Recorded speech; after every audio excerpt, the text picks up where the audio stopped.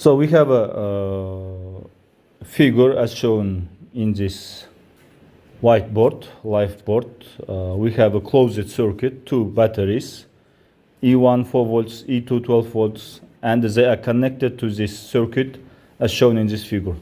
We have 5 resistors, and we need to find electric current passing through each resistor. So here let me say electric current passing here upward equal to I1, and the electric current that is passing from this side let me call I2, and electric current that is going to the left will be equal to I1 minus I2 according to the Kirchhoff's first law. Now we can draw two loops. So here, for example, let it be my loop A, and let it be this side my loop B. Directions clockwise. Now let me, and we know that for loop A, sum of the all voltages should be equal to 0, according to the Kirchhoff's second law. And in this closed circuit, we have 2 batteries and 4 resistors. Let me start from the battery, from this battery, E1, and it will be positive 4 because my loop is clockwise and it's passing from negative side to positive side. So it's positive 4 volts. Next one we have 1 ohm electric current I1, so voltage will be 1 times I1, and it will be negative because of the direction of electric current and the loop. Next one, same, we have a 5 ohms, same electric current I1 will be passing through it, so again negative 5 I1. Next one we have a 3 electric current passing from this 3 ohms I2. Again it will be negative because of direction of the electric current and the loop. Again negative 3I2, and the same for 1 ohm here. And lastly we have here second battery from positive, so negative side, so our loop is passing from plus to minus, so it will be negative 12 ohms should be equal to 0. So basically here we have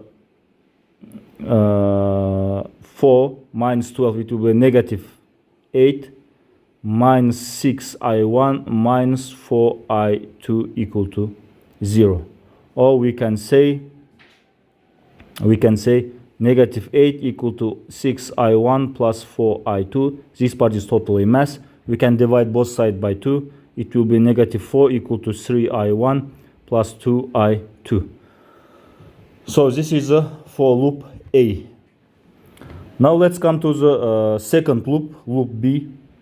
Again, according to the Kirchhoff's second law, sum of all voltages should be equal to 0. So let me start with the battery. So as you see, we choose again clockwise contour, clockwise loop. So it will be negative 4 volts for battery. Here we have electric current is passing downward, I1 minus I2, but loop is going upward, so it will be positive 8 I1 minus I2. Next one, here we have 5 ohms. Electric current is going upward, moving upward, but loop is opposite to this electric current, so again it will be positive 5 times I1. Same for 1 plus I1. 1 times I1 should be equal to 0. Further is totally mass. Let's see, negative 4. Let me open these brackets. 8 I1, 8 I2, 5 I1 plus 1 I1, it will be 6 I1 equal to 0. So minus 4, 8 plus 6, 14 I1 minus 8 I2 equal to 0. Or we can say 14 I1 minus 8 I2 equal to 4. We can divide both sides by 2. So 7 I1 minus 4 I2 equal to 2. This will be our second equation. So pay attention, we have two equations, this one and this one, and we have only two unknowns. It means these two equations enough for us to solve this problem. So we have two equations. Let's try to solve this one. From equation number one, let me call it number one. From equation number one, I2 equal to negative 4 minus 3I1 divided by 2. This is I2. Let me substitute into the equation number 2. So equation number 1 plus equation number 2. And finally we'll get 2 equal to 7I1 minus 4 times I2, which is equal to this one. Negative 4 minus 3I1 divided by 2. We can divide this side by 2. Totally mass 7I1 minus it will be positive 2 times 4 plus 8. Minus it will be positive plus 2 times 3, 6I1. So negative 6 equal to 13I1. So from here I1 equal to negative 0.5 amperes, 1 over 2. Sorry, not, it's my mistake. 6 over, negative 6 over 13. Approximately it will be equal to, let me check my calculator, 6 over 13,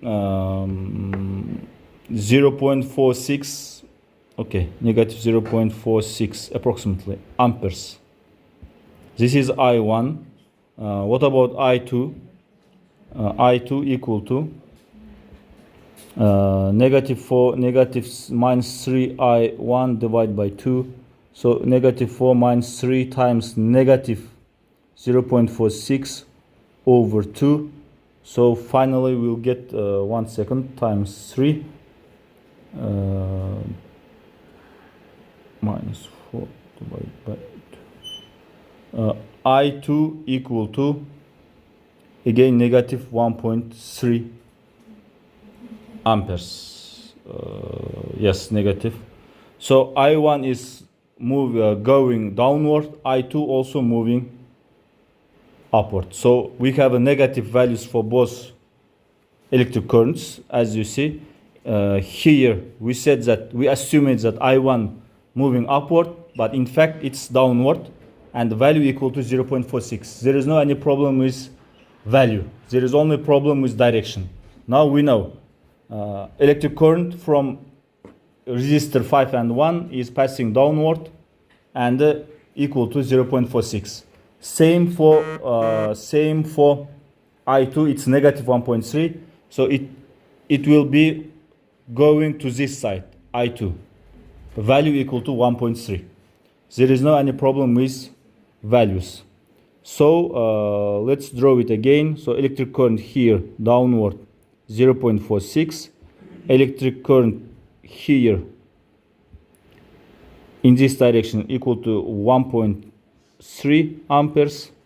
So it means electric current here will be equal to 1.3 minus 0.46.